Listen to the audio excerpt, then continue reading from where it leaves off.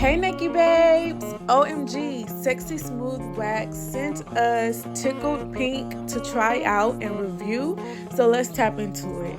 Of course, as always, we are going to cleanse the skin, remove any deodorant that may be on the skin, and go in with a little powder. Look how smooth this wax is just gliding on the underarms. That is crazy. That color, so beautiful.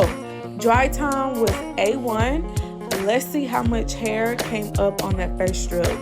Wow, that's crazy. Me and my client were like, wait, is that all of the hairs?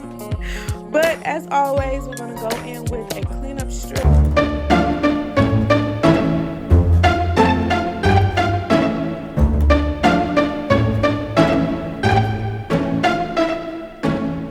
Sending us some of your wax. We will be ordering more because we loved it. Bye, Nikki babes.